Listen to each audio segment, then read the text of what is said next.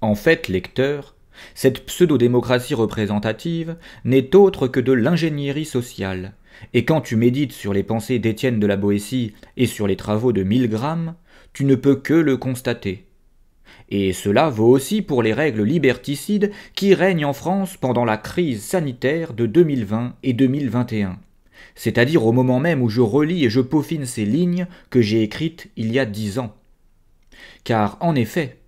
si porter un masque est, à n'en pas douter, un moyen pouvant limiter la propagation d'un virus qui se transmet par les éternuements et les gouttelettes de salive, en porter un sans se poser de questions, parce que c'est l'autorité qui le demande et pour se conformer au groupe, peut conduire à une situation bien pire qu'une épidémie, à n'en pas douter. Peu importe les règles, obéir sans moi pensant développé, c'est-à-dire sans esprit critique, peut conduire à une tyrannie.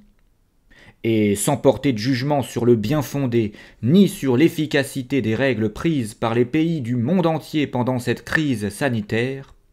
ce que j'observe chaque jour depuis le début de la déclaration de la pandémie, c'est l'expérience de Milgram à ciel ouvert. Oui, lecteur, tu as bien entendu. Tout ce qui se passe au moment même où je relis et complète ce livre n'est rien d'autre que l'expérience de Milgram à l'échelle planétaire.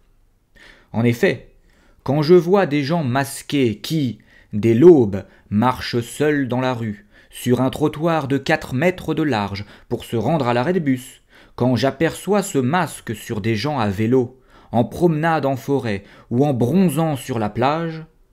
eh bien, je ne vois que des cobayes de l'expérience de Milgram. Cette expérience portant sur la soumission aveugle à l'autorité, et cela m'effraie encore plus.